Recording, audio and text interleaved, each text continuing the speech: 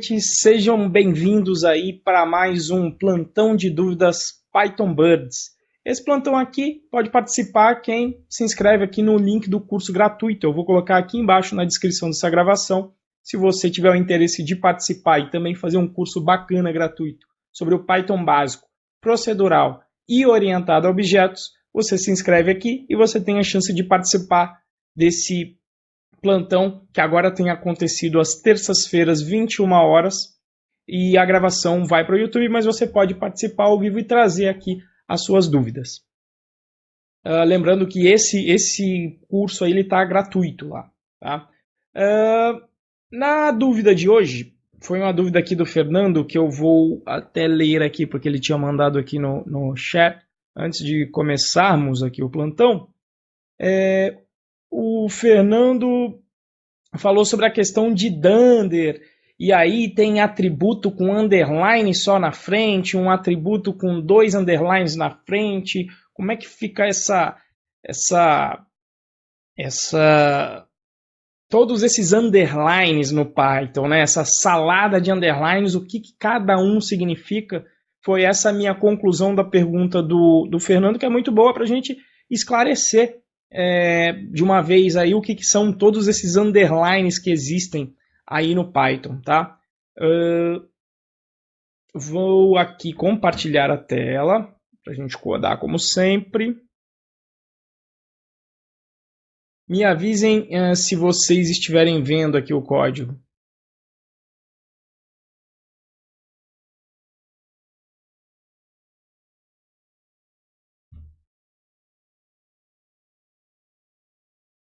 Deixa eu ver aqui. Beleza. Então está todo mundo vendo. O Fernando foi em uma aula em que eu explico sobre, acho que, atributos protegidos lá no Python Birds, possivelmente. Tem uma aula sobre isso. E lá eu nem mencionei esse dois underlines que tem aqui, né? Mas o Lucas, que é um membro aí da turma, participou da turma, acho que foi no ano passado, se inscreveu na turma, na verdade pode participar de todas depois que você se inscreve, mas ele se inscreveu na turma, se eu não me engano, de 2018, ele colocou esse link com a implementação de um dos exercícios do curso, que é um exercício sobre direção. E aí o que intrigou o Fernando foi que aqui ele utilizou underline, underline. E aí aqui veja que tem o underline, underline no início e underline, underline no final. Então, e aí teve ainda uma aula que eu falei sobre encapsulamento, que eu vou até colocar, acho que aqui também, o link, vou fazer inclusive uma referência na hora da gravação no YouTube, eu vou ver se eu coloco justamente a referência para este vídeo. Lá no final desse vídeo eu vou colocar o link para o outro, né? Que é a parte de atributos de dado e proteção desses dados, como que funciona aí em Python. Foi até a pergunta de um aluno que veio do Java, assim como eu vim aí em 2019, ele estava vindo do Java e falou que não entendeu direito como era a filosofia. Então aqui eu vou tentar focar só nas diferenças esses diferentes usos de underline e o que significam cada um deles, tá? Vamos aqui então brincar. Tem a ver com o, porque a gente vai mexer com atributo. Então eu vou chamar de tipos de... E o pior é que esse nome para underline em português, alguém sabe aí uma... Eu acho que eu já vi essa pergunta alguma vez, não tem um nome assim muito... O nome para esse underline tem um nome meio esquisito em português, a galera quase nunca referencia ele pelo nome em português. Não é subscrito. Traço baixo, pois é, né? Eu também nunca... Enfim, eu vou colocar realmente tipos de underline aqui, tá? Eu acho que o pessoal costuma utilizar muito aqui, chamando esse cara de underline, tá? Sublinhado, pois é, né? Enfim. Tá. Vamos primeiro... vamos falar de todos eles, né? Então, primeiro, o que são os chamados... Inclusive, eles chamam de métodos Dunder ou métodos mágicos também do Python. O pessoal tem a mania de chamar esses métodos assim. Então eu vou criar aqui uma classe pessoa. É sempre pessoa que eu crio, né? Deixa eu criar uma coisa diferente aqui. Eu vou criar um carro, eu já criei uma vez. Bicho também. sei lá, vai ser um enviador de e-mail. Tá? A primeira coisa são os chamados métodos especiais, que começam sempre com underline, underline. E aí, ó, vejam que até aparecem vários aqui, ó, já aparece o underline, underline, str, underline, underline. Como seria muito ruim ficar falando underline, underline, str, underline, underline, ia dar um trabalho do caramba ficar falando isso toda hora, existe uma expressão, eu esqueci agora quem cunhou, mas existe uma expressão em inglês que se chama dunder, e se escreve assim, ó, dunder. E aí, da onde vem esse dunder? Na realidade, ele vem na realidade, ele pegou aqui, vem de double under. Tá? Então, seria um double underline, ou underline duplo, né? Se for caixa baixa, nem caixa baixa, traço baixo duplo, enfim. Vem justamente dessa expressão que seria de double under. Então, quando eu falo dunder str, eu estou falando underline, underline, str, underline, underline. Se fosse dunder Renzo, seria underline, underline, Renzo, underline, underline, no final. Esses tipos de construção dentro do Python são métodos especiais que permitem a você utilizar um certo protocolo do Python na hora de programar. E, em geral, então, são métodos que têm um significado muito forte dentro do Python. E ele é tão especial que já fica bem à vista, dessa forma, bem explícito, e você pode estudar o que aquele método mágico, aquele método dunder faz. Em particular, o que faz o método dunder init. Então, o dunder init ele é utilizado para inicializar os atributos de instância de uma classe. E ele vai ser... E o detalhe é o seguinte. Pode ir colocando aí, Maurício. O detalhe é o seguinte, né? Opa, se é possível aumentar a fonte da IDE. Pronto, aumentei mais ainda aqui, Maurício. E o negócio é o seguinte. Esses métodos dunder, ou métodos mágicos, você nunca chama diretamente. Você pode criá-los e sobrescrevê-los. Mas, normalmente, você nunca vai chamá-los. Normalmente vai ser o próprio Python que vai chamar para você. No caso do dunder init, quando nós criamos aqui, por exemplo, sei lá, aqui eu vou colocar uma lista de e-mails. São os e-mails que serão enviados aqui. E aí, por enquanto, eu vou colocar assim, ó, print lista de e-mails. Posso utilizar aqui os annotations, inclusive, para dizer qual é o tipo das coisas que eu estou esperando aqui. Então, vou utilizar aqui, ó, importar o list do pacote typing. E aí, vou dizer que eu vou esperar uma lista de strings aqui. Quando eu faço isso, o PyCharm já me ajuda nos autocompletes da vida. Então, para que serve o dunder init? Quando você instanciar um objeto da classe e fizer isto aqui, o Python vai chamar para você, por baixo dos panos, o dunder init. Então, por isso que veja que o Python, você nunca deve, você não vai chamar assim, ó. Na hora de construir a classe, você não vai chamar assim, ó, init e vai chamar alguma coisa aqui. Normalmente você não vai fazer isso. Algumas vezes você até pode, mas normalmente você não vai fazer isso. Você não vai chamar este dunder init aqui, normalmente, tá? Então, neste caso, ele vai ser chamado de forma indireta no momento de uma instanciação deste objeto aqui. Por exemplo, aqui eu vou passar uma lista renzo@python.pro.br. Opa, coloquei ponto aqui. E nessa daqui eu vou passar dois parâmetros nessa lista de e-mails. Essa daqui vai ser moacir@python.pro.br. Vamos executar aqui este código e entender o resultado. Tá? Então, quando eu chamo isto aqui, indiretamente o Python ele consegue, então, executar aqui, ele executa efetivamente o dunder init, por isso que nós vemos aqui, quando eu executo a linha 9, ele chama o dunder init e imprime para mim a lista de e-mails. Que somente aqui no primeiro caso tem só o e-mail renzo@python.pro.br. Quando eu passo a lista com dois elementos, efetivamente, efetivamente ele vai me mostrar, então vai executar, vai dar o print com 2 elementos. Tá? Gustavo Souza, onde eu fiz o list poderia ser somente? Não, porque se você fizer isso, o que você está dizendo aqui, pelo menos até onde eu lembro, eu acho que não. Porque se eu faço isso, deixa eu ver o que ele não, a gente pode fazer isso? Eu acho que não. Ó, tá me dando aqui um add type hint. Deixa eu ver o que ele vai fazer. Não, ele está falando que é object, inclusive. Ó.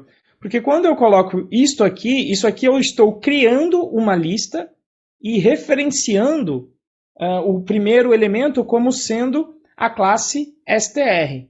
Então, em geral, quando você quiser fazer com lista, realmente teria que ser isso aqui. Você pode colocar só o list desta forma, também funciona, só que aí você não pode colocar, pelo menos eu acho, não lembro se mudou, acho que mudou em algum. Talvez isso aqui possa ser feito, tá? Mas, normalmente, você colocaria a list aqui. Eu não sei se já está podendo ou se vai entrar no 3.8 isso. Mas eu prefiro sempre utilizar o do typing para não ter nenhum tipo de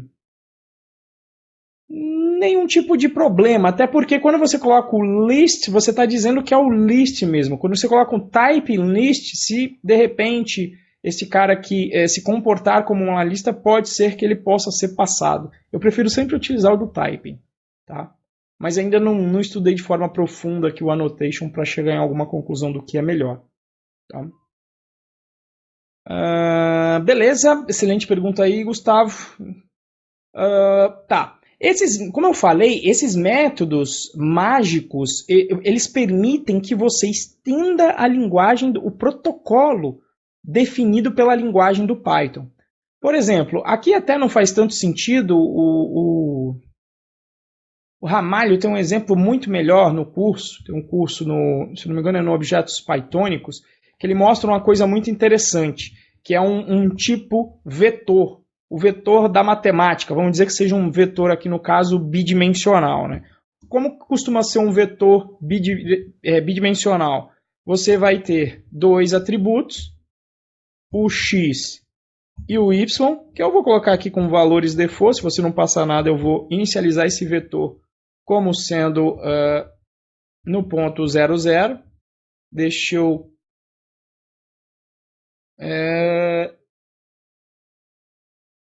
Sim, vamos fazer aqui no ponto 00. Então, adiciono o atributo x, o atributo y, para esse vetor aqui. E se eu for criar o vetor aí, não vai ter problema nenhum. Vou poder criar o vetor 1 igual a inicialização do vetor, onde eu vou colocar aqui o valor 1, 1, e aí eu vou criar aqui um vetor 2 que eu vou chamar de 2, 2. Então o que a gente vai brincar aqui é o seguinte, eu vou fazer, normalmente, esse vetor, se você for investigar do ponto de vista da matemática, é possível você fazer soma de vetores. Então eu vou somar aqui o vetor 1 com o vetor 2. Em algumas linguagens, como por exemplo o Python, você não vai poder fazer isso aqui. Isso se chama sobrecarga de operador. Em Java, o jeito vai ser você criar um método chamado add, vai fazer isso aqui. Mas vamos convir que operação soma fica muito mais limpa, muito mais evidente se você realmente puder utilizar dentro do teu código a soma. Então vamos executar isso aqui para ver o que acontece. Quando eu faço isso, ele está falando, olha, eu tenho esse tipo aqui, o tipo vetor, ele não suporta o operador do tipo soma. E aí quando você vai investigar na documentação do Python, existe um método dunder, ou seja, um método especial, em que você pode sobrescrever a operação de soma. Este método se chama dunder add. Então, quando você chama o dunder add, ele vai fazer o quê? ele tem o objeto atual e ele vai ter outro objeto e você vai ter que definir o que é a soma. No caso de um vetor, quando você soma dois vetores, você normalmente vai criar um novo vetor cuja coordenada x vai ser igual a quem? Você vai somar x, a coordenada x, de um vetor, do primeiro vetor, mais a coordenada y do outro vetor, x, desculpa, do outro vetor. Isso vai ser a primeira coordenada deste novo vetor. Quando você, para a segunda coordenada y, você vai chamar o y do primeiro vetor com o y do segundo. Tá? Então, nesse caso aqui, deixa eu colocar até assim, para diferenciar, 1 mais 1 vai ter que dar 2, 1 mais 2 vai ter que dar 3. Então, esse vetor novo que vai ser criado com essa soma será o vetor 2, 3. Vamos executar, e aí o que acontece? Ele não imprime o resultado. Por quê? Porque o padrão de um objeto, de quando ele é impresso, ele imprime o nome do pacote, é o nome completo da classe, né, incluindo o seu pacote. Como nós estamos executando este módulo diretamente, ele é o pacote main, porque a gente está executando a partir dele, ó, estou executando aqui o tipo underline. Ele colocou o nome do vetor, mas colocou esse número aqui esquisito, que na prática é o ID do vetor. Então não é um valor que seria interessante de eu imprimir. Para um usuário ele não faz tanto sentido. E aí existe um outro método especial que é o dunderstr. Para que serve o dunderstr? Você vai dar uma representação em forma de string visando um usuário do seu código. Então você basicamente vai ter uma representação do seu objeto em forma de string. Eu vou colocar assim, ó, return. No str eu vou fazer o seguinte, eu vou simplesmente só retornar uma tupla com um valor de x e y. Então self x, vírgula, self ponto y. Tá? Aqui eu tenho que voltar a string, eu poderia transformar ou isso aqui em str, vou até fazer isso, vou transformar em str o x e o y, ou seja, vai ser o dunderstr da própria tupla. Então vamos fazer isso, olha lá. Agora, o que ele faz? Então veja que, novamente, eu não chamo aqui o resultado do vetor .dunderstr. Na verdade, o Python vai chamar para mim quando eu chamar o print neste objeto. E ele é inteligente. Ele é inteligente porque se você não definir o dunderstr, ele também pode utilizar o dunderrep. Vou mostrar aqui, ó. Se eu não me engano, é esse ou é o outro? Agora eu fiquei em dúvida. Tem um outro método especial que é o dunderrep. Este aqui. Que aí você retorna, o dunderrep, ele não é para o usuário, ele é para um programador. E aí, nesse caso, o ideal, quando possível, é você retornar uma string que, se você copiar da linha de comando, você vai conseguir reconstruir aquele objeto. Nem sempre é possível, mas quando é possível, é salutar. Então, eu vou construir aqui, ó, self vetor com self x e o self de y. Eu só tenho que colocar aqui os valores de self de x com self de y. Vamos ver aqui o que acontece quando eu faço isso. Faltou aqui fechar isso. Pronto. Vamos executar e ver o que acontece. Veja só o que faz o print. O print chamou o dunderstr. Beleza. Eu vou comentar o dunderstr para ver o que ele vai imprimir a partir de agora. Olha lá. Vetor 2. O que isso significa? Significa que quando eu chamo print, o Python é inteligente. Na hora de chamar o dunderstr, ele vai fazer o seguinte. Se você definiu o dunderstr, eu vou utilizar o valor que você retornou no dunderstr. Agora, se você não implementou o dunderstr, mas implementou o dunderrep, então ele vai utilizar este resultado, a execução deste método, no lugar do dunderstr. E essa é uma das razões para você nunca usualmente chamar direto o método, porque se a gente chamasse aqui, ó, o que eu estou falando? Se a gente fizesse isso aqui, ó, e chamasse o dunderstr, a gente não teria o tratamento padrão do Python, que é... Olha lá. Ah, nesse caso aqui o dunderstr está até implementado, está até inteligente mesmo. Eu pensei que ele ia me retornar a lixaiada que ele costuma retornar. Tá? Mas ele não vai fazer esse tratamento. Inclusive a soma tem vários percalços aqui lá no curso. Quem é membro aí tem acesso ao curso Objetos Pythônicos, recomendo ver isso aqui. Entendido aí métodos Dunder, o Fernando e demais que estão aí ao vivo?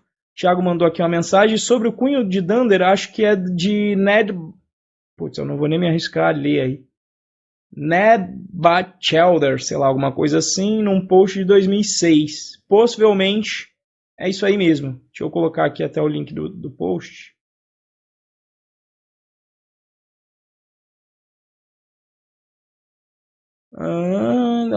Em Django Framework.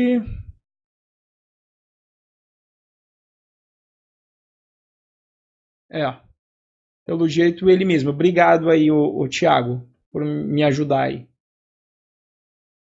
Mas, entendido aí, Fernando ainda está aí? Deixa eu ver aqui quem está presente.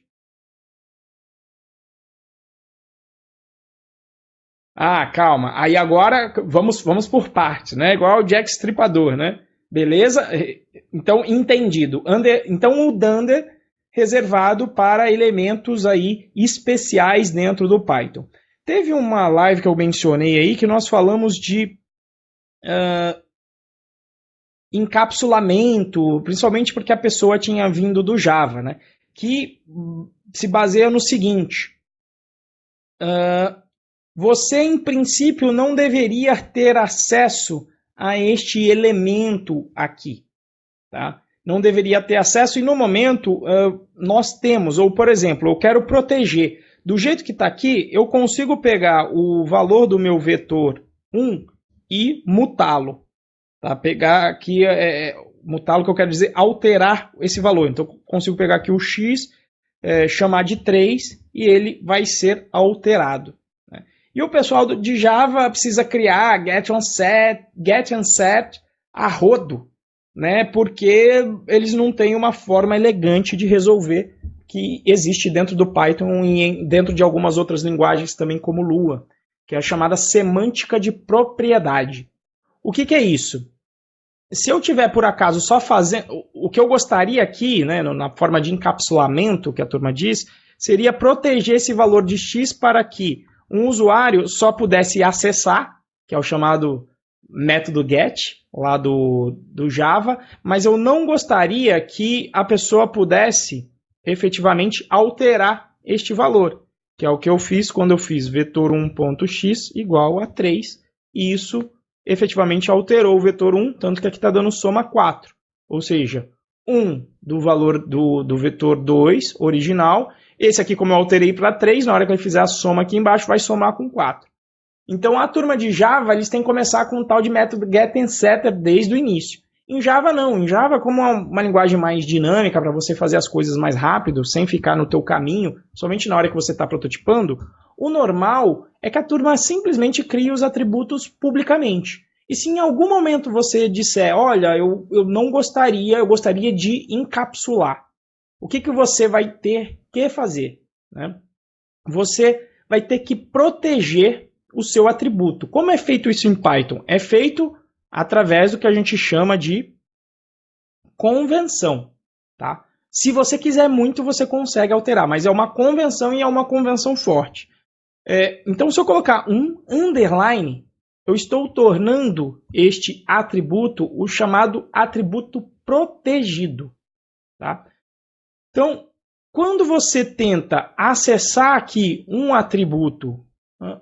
deixa eu ver, eu alterei aqui, beleza. Eu estou usando aqui embaixo, inclusive vai dar pau aí, mas tudo bem, vamos deixar dar pau. Tá? Quando eu faço isso, eu alterei, mas aí qual que é o problema? Todo mundo que está acessando e só está fazendo get, não está fazendo set, vai quebrar meu código. Né?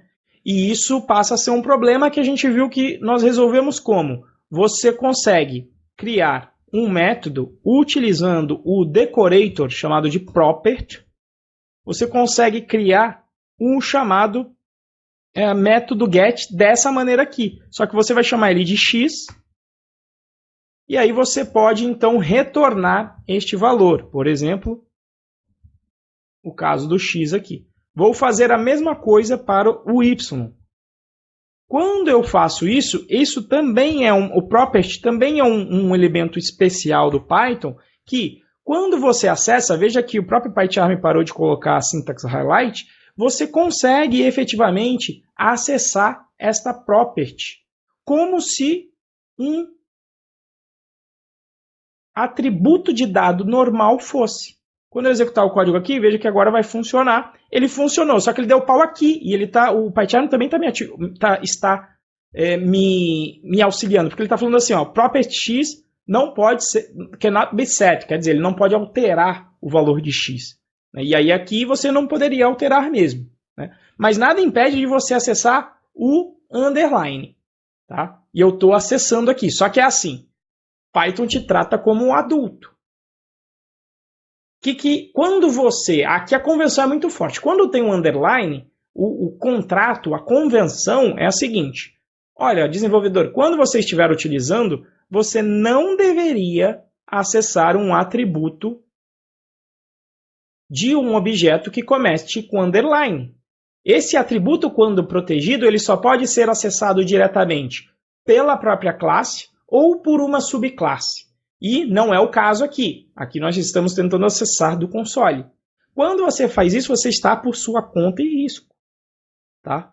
E aí, então, ele te trata como adulto. Por quê? Porque ele te diz qual é a convenção, fala que você não deveria acessar, mas ele deixa. Por quê? Porque pode ter alguma ocasião que seja interessante você realmente acessar um atributo protegido. E tem um caso em que eu acho que isso aqui é muito válido. É o caso em que você está escrevendo testes automáticos de software e você quer acessar, quer saber o estado daquele objeto, porque você precisa para o teste. Então é uma hora que a licença poética é válida. Pergunta boa aqui do Fernando, encapsular é somente leitura? Não somente. Eu posso, de repente, você está controlando o acesso a um atributo para que ele não entre no chamado estado inválido. O que é um estado inválido? É um conjunto de valor que você não gostaria que fosse atribuído a um objeto. Por exemplo, vamos supor que eu quero fazer o seguinte, eu quero deixar o usuário alterar o valor, mas só pode com valor positivo. Se for negativo, eu quero simplesmente ignorar. Beleza? Aí o caso, Fernando? Isso seria um encapsulamento. Sim, vamos fazer isso agora, Maurício. Exatamente, a gente tinha combinado essa tua pergunta, né? Que o Maurício perguntou aqui, é possível criar sets na mesma forma que o get? É parecido, a gente vai fazer aqui agora. Então agora eu quero fazer um set, mas que eu quero controlar de forma que, quando eu tentar colocar um valor negativo, o meu set não vai deixar. Então como eu faço um set? Eu vou fazer o seguinte. Quando eu crio uma função, isso são só os pormenores, tá? Não é de Python básico, inclusive isso. Quando eu crio uma função, ele é um atributo como um outro qualquer. E ele passa a existir no contexto desta classe. Significa que, depois da linha 20, que esta função foi definida, eu consigo acessar efetivamente esse x. E quando eu coloco esse decorator property em cima desse x, ele possui um método especial que é chamado de setter. Então, o que eu estou fazendo? Eu estou definindo qual é o método setter para a property x. Então, o que eu vou fazer aqui? Def x, onde eu vou receber o quê? Um self, só que o setter ele tem que receber também um valor. Que é o quê? Que é o valor que vai ser passado para o x. Aí aqui eu tenho a chance de efetuar o meu encapsulamento do objeto, que nesse caso aqui é só não permitir valores negativos para o meu atributo de x. Então o que eu vou fazer aqui? Se o valor for maior, vou até colocar igual a 0, são os não negativos, eu vou fazer o quê? Self ponto. meu atributo protegido x igual àquele valor que veio ali de cima. Caso contrário, nem vou fazer nada. Poderia até lançar um erro aqui nesse caso, mas caso contrário, não vou nem fazer nada. Então, por exemplo, eu quero encapsular que um item do meu carrinho de compras, quantidade, não possa ser negativo. E parece besta isso, mas né, a Amazon tinha uma época em que você conseguia colocar quantidades negativas de produtos. E aí qual era o impacto disso? Para calcular o total do seu carrinho, você multiplica em geral quantidade pelo preço unitário. Multiplicou um número preço unitário positivo por uma quantidade negativa, dá um número negativo. E aí a Amazon teve a excelente surpresa que quando você passava um valor de uma compra com um valor negativo, isso era debitado como crédito no cartão da pessoa. Então, uma excelente forma de você descobrir aí um estado inconsistente do seu objeto. Mas eu não executei, né? Então vamos ver aqui o que vai acontecer. Ó. Olha lá. Veja que ele continua com 4 e 3. Por quê? Porque eu permiti que o valor 3 entrasse. O valor menos 3 não. A gente pode até escrever aqui um else. Ó. Else. E aí eu vou colocar um print aqui. Ó.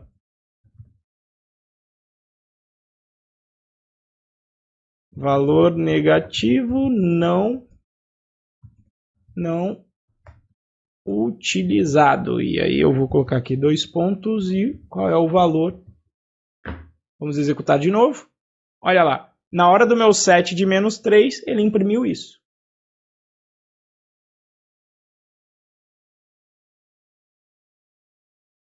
Não, na hora que eu...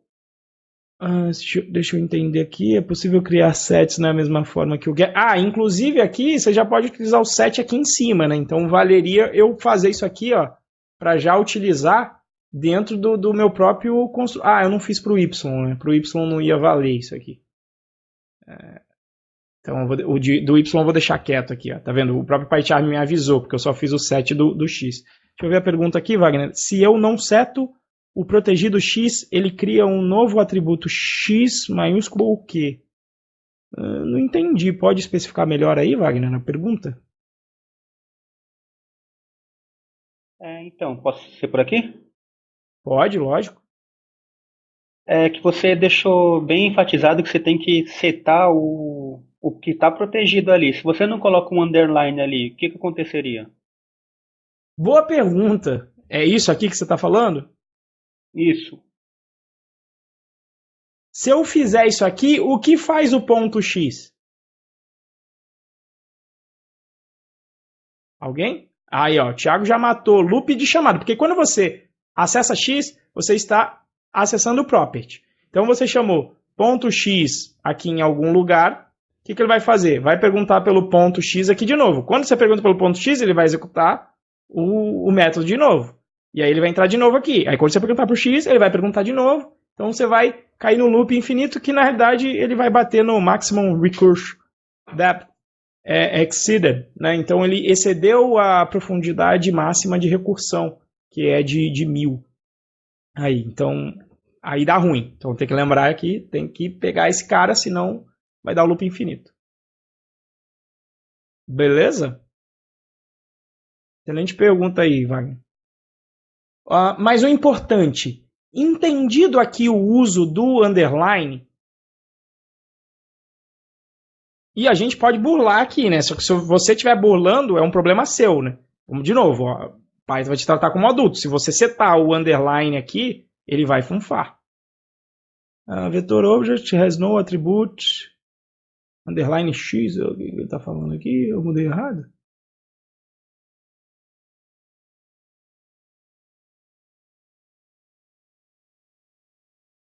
Porque ele não cria quando eu passo aqui não negativo, né? Vou deixar setando aqui esse valor normal só para eu não ter que tratar esse erro aqui agora. Tá? Então a gente consegue burlar se você acessar um atributo protegido, mas se você acessar um atributo protegido e seu programa der pau, o problema é seu, né? Você não tem ali uma babada da linguagem para te fazer isso.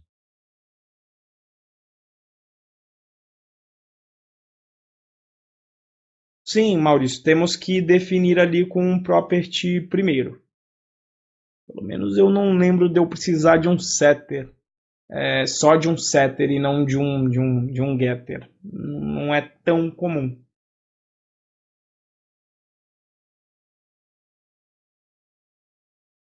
Isso, esse é o mnemônico, é por sua conta e risco. Ou lembrar que o Python te trata como um adulto, que é, ó, ele te dá poder, e aí, ou lembra do Homem-Aranha, né?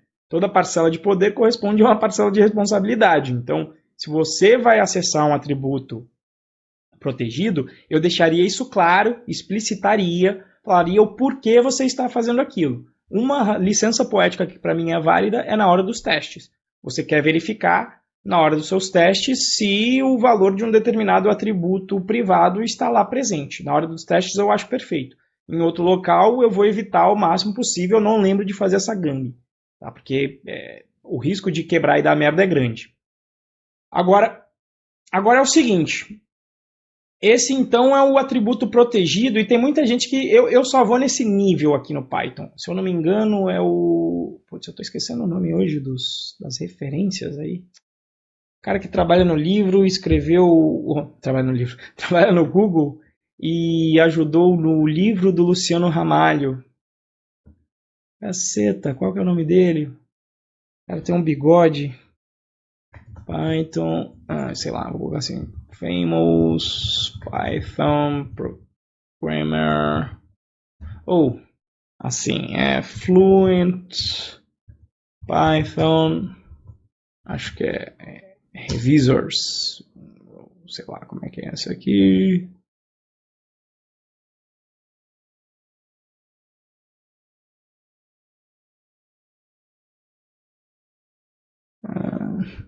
Eu gostaria de saber quem são os revisores.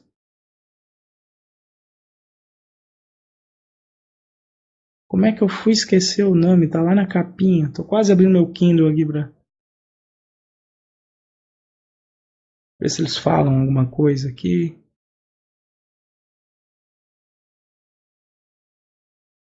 Eu não vou lembrar aqui. Deixa eu ver. Sobre o autor, não. É.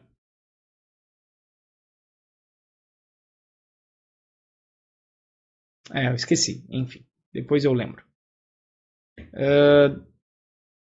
Tá. Entendido o underline aqui, que eu consegui acessar pelo nome dele? Perfeito, galera? Então, um underline só na frente significa atributo protegido. Só deve ser acessado pela própria classe, internamente, aqui, no setter, etc., ou por uma subclasse. E é interessante notar o seguinte, ó. Eu vou dar um print aqui, também no finalzinho, porque vai ser interessante para a outra parte. Eu vou dar um print no dir. É dir? Dir não. No vetor, ele possui, todo objeto possui um atributo especial chamado dunderDict, que possui as referências para os atributos de dado do objeto. Então veja lá, olha. dunderDict do nosso objeto do tipo vetor tem lá um underline y como chave e o respectivo valor. E um underline x como chave, string, e o respectivo valor. Tá? Agora, vamos fazer o seguinte. Em Python existe também o conceito de name mangling, que é para você tentar criar um atributo realmente protegido. E... deixa eu só aqui... Uber Programmer Google. Eu não sei se vocês sabem, mas Uber é uma coisa fantástica aí. Só que agora com a porcaria do app do Google... lá, agora é possível chamar um... Não, porra, não é para chamar... agora com a app do Google não dá mais. É porque o nome do programador aí famoso de Python que eu queria lembrar do Google, que costuma... Alex Martelli, finalmente lembrei. Tá. Então foi o Alex Martelli que... na verdade eu lembrei... Agora eu esqueci o contexto que eu queria falar do nome dele. Mas enfim. O Alex Martelli, inclusive, mas ele está relacionado com o que eu vou falar agora. O Alex Martelli, ele fala que para ele, e eu concordo, eu vou na mesma linha da filosofia dele, que quando eu quero proteger, eu simplesmente uso este cara aqui. Por quê? Porque existe um outro cidadão, que eu vou até, vou dar um Shift F6 aqui, que é quando você utiliza 2 underlines à frente do atributo. Primeiro que já fica meio, putz, esse aqui tem 2, esse aqui tem 1, sei lá, dependendo da fonte pode ficar ruim, mas vamos entender qual que é a consequência de eu fazer isso, tá? De eu utilizar 2 underlines. Mais o 2 underlines quer dizer em Python um protegido e ele vai fazer o que se chama de name mangling. Inclusive era para ele ter dado pau aqui nesse ponto. Será que o Python 3 mudou agora? Não, está aqui, ó. Tá? E porque eu setei ele em algum momento. Eu setei aqui, mas eu tenho que utilizar ele privado aqui, não tem muito jeito. Mas foi porque eu setei. Deixa eu tirar o set daqui, ó. Vou tirar isso daqui por enquanto. Esse daqui também. Ele continua com underline X. Por quê? Não deveria.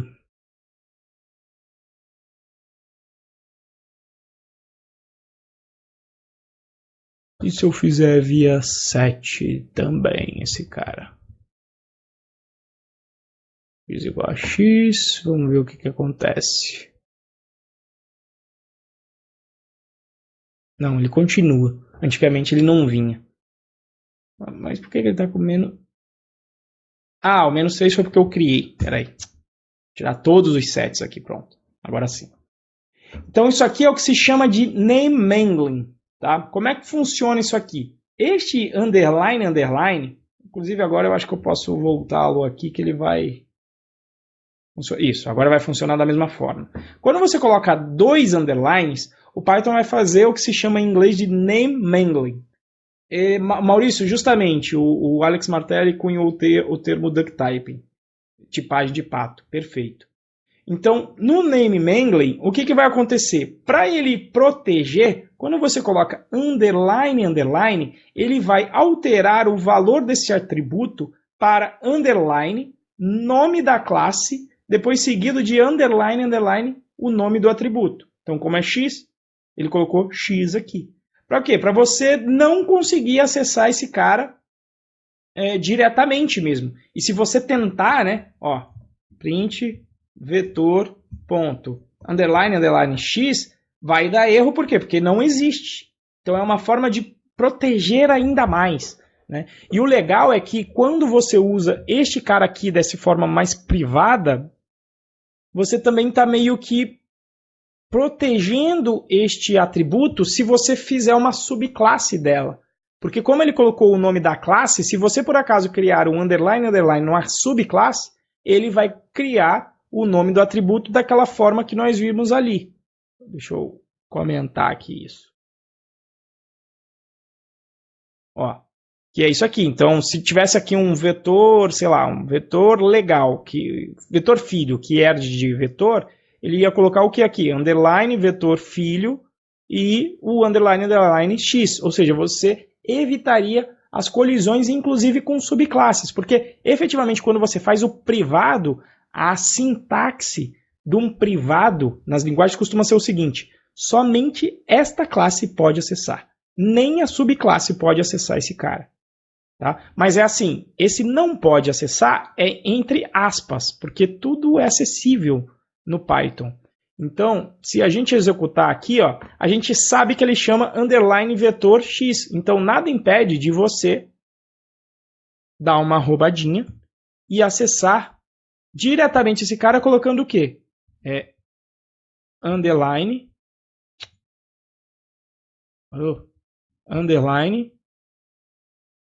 vetor X. Então, como você sabe o que o name mangling vai fazer, você consegue então acessar o valor desse cara aí e imprimir. Tá? Mas aí, de novo, se você está acessando dessa forma ainda, contando com name mangling ainda por cima, e der pau no seu programa, é um problema seu. Né? Então, assim, por conta de testes, Eu prefiro me limitar a utilizar só o protegido, tá? Que é com um underline só, não com os dois. Mas é interessante saber que existe, porque alguém pode utilizar por aí e você fica conhecendo o que efetivamente faz o underline aí, então, no Python. Então, o resumo da história é o seguinte: underline, underline, semântica. Protegido, um atributo protegido que só pode ser acessado dentro da própria classe. E vai ter o chamado name mangling. Chama assim, ó. Name mangling. Do inglês. Eu não sei qual é a tradução para mangling. Alguma vez eu procurei, mas eu esqueci. Este daqui é um atributo protegido, quando só tem um underline. Qual é a semântica? Somente a própria classe pode acessar ou uma de suas subclasses. Também pode acessar este elemento aqui. Aqui não tem mangling, não tem nem mangling nenhum, ele continua com o mesmo nome. E, por fim, o dunder são métodos especiais do protocolo do Python. Esses são os 3 famílias aí de underline. Exatamente, essa é a filosofia, né, Fernando? É o Python ser poderoso, te dar poder, e este poder tem as suas consequências. Você tem que ser cuidadoso com relação a isso. Deixa eu só colocar aqui.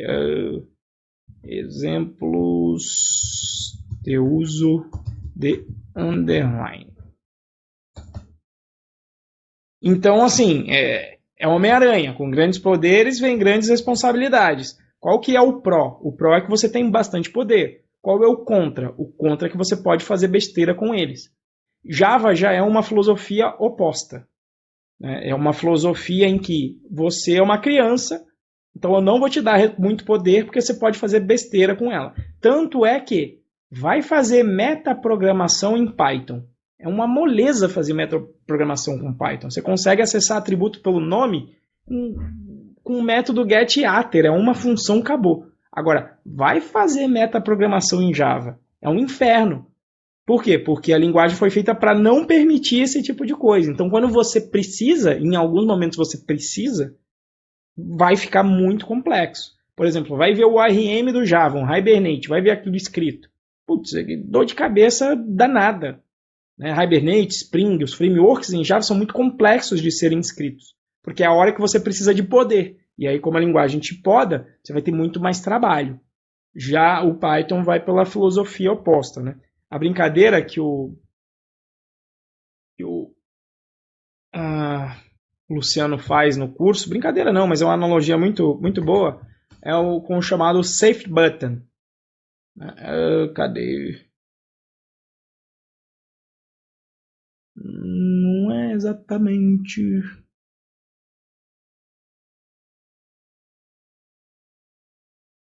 não, eu gosto... Fire Alarm Button. É isso aqui, ó. O Python, a segurança, encapsulamento dele tem a ver com um botão estilo Fire Alarm, ou seja, tem aqui a convenção, né? Tem aqui esse vidro na frente, que é para você não apertar no botão. Tinha até um outro que era mais interessante, que é o que tem uma alavanca. Safety Button, eu acho que tem Airplane. Deixa eu ver se aparece aqui. Botão com alavanca de segurança.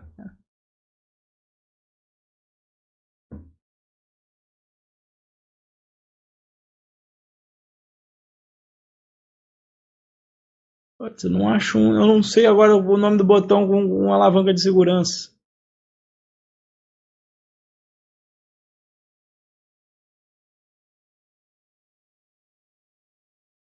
Enfim, a ideia é a seguinte: imagine lá um botão para você explodir uma bomba atômica.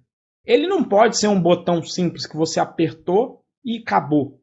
né? Ele tem um protocolo, né? Tem que duas pessoas colocarem a chave, né? Ou, não sei se vocês conhecem, o botão que o Luciano coloca é aquele botão que você pode subir, mas ele tem uma alavanca de segurança. Então, antes de apertar o botão, você sobe a alavanca de segurança e aperta o botão, né? A alavanca de incêndio...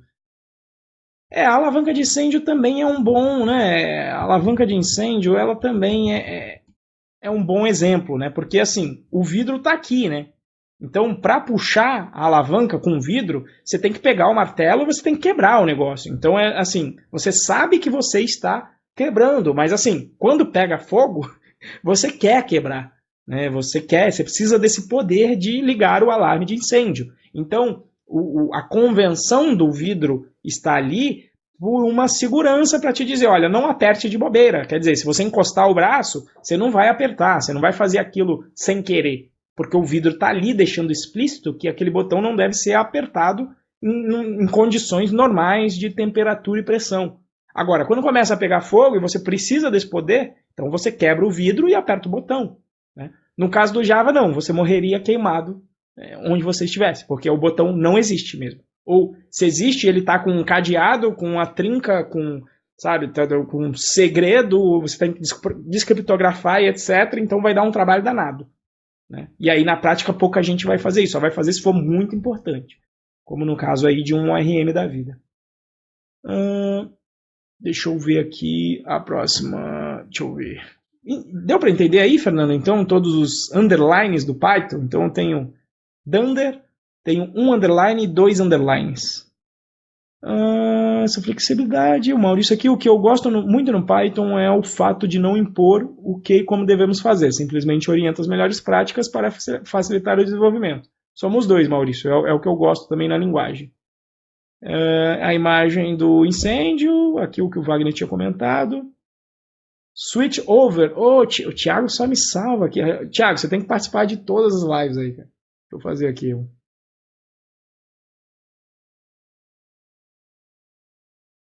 Switch over. Imagens.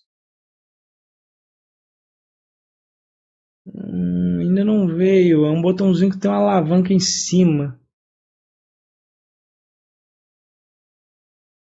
Pelo Google não bateu, Thiago. Se você por acaso achou o link, o switch over aqui não foi. Cover.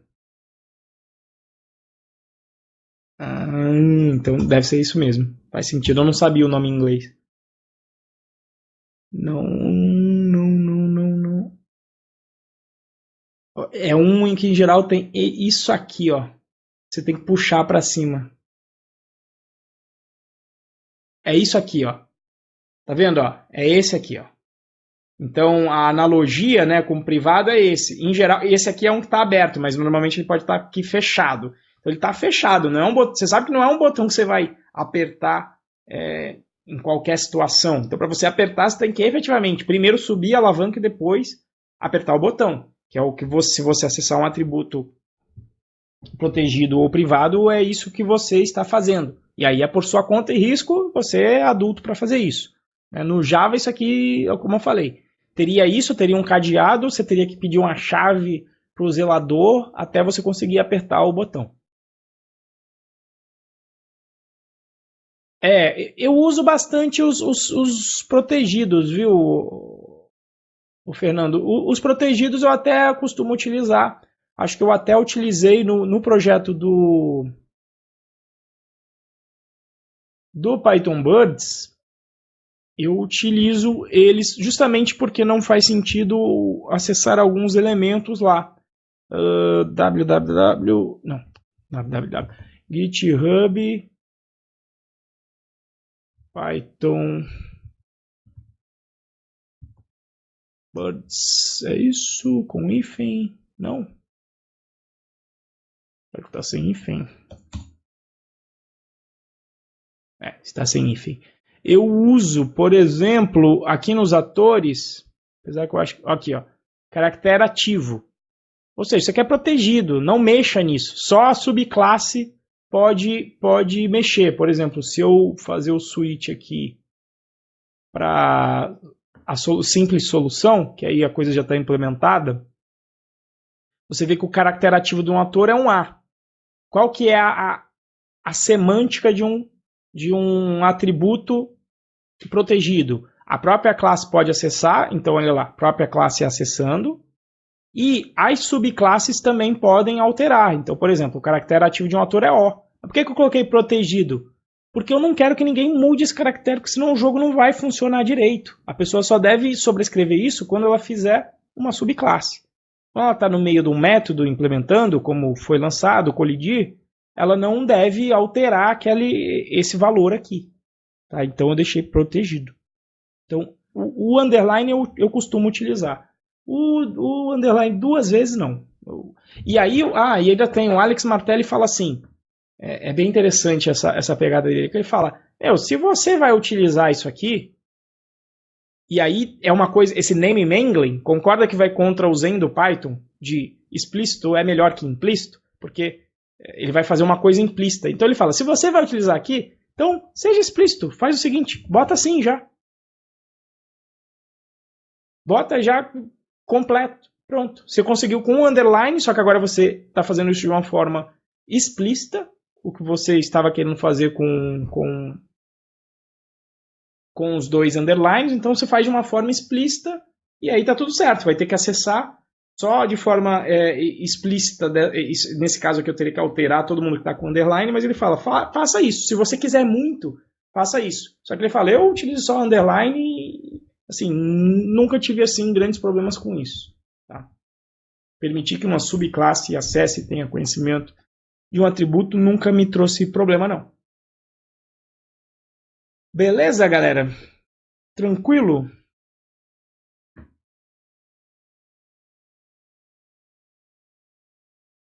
Então, pessoal, quero agradecer aqui, deixa eu ver os guerreiros que ficaram aqui até o final. Fernando L. Couto, Gustavo Souza, Marcos Queiroz, Mari Lívia chegou aí também, Maurício, Thiago Rodrigues e Wagner Herculano. Quero agradecer aí a participação de vocês, que ficaram aqui ao vivo nessa 1 hora aí. Espero ter respondido aí as questões sobre o underline, e para você que também teve a paciência de assistir essa live aqui até agora, espero que você tenha gostado da gente desmistificando aí o uso do caractere underline em 3 diferentes contextos dentro do Python, e eu estou deixando aqui o link embaixo, se você quiser fazer o curso gratuito de Python básico, procedural e orientado a objetos. Estou deixando o link do curso Python Birds aqui embaixo, para você poder brincar e aprender essa linguagem de programação fantástica que é o Python aí. E se você se inscrever, você vai receber os e-mails para poder participar também ao vivo desse plantão quinzenal que eu faço aqui com os alunos do Python Birds. Tá certo?